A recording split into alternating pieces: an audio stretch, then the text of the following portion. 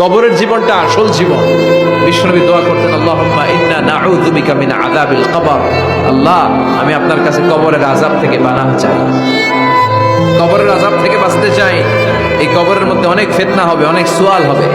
কবরে প্রশ্ন আছে না নাই? কথা বলেন। প্রথম প্রশ্ন জিজ্ঞেস করা হবে, মার রব্বুক, তোমার রব কে? বলেন, আমাদের রব কে? ওয়া মা দীনুক, তোমার ধর্ম কি?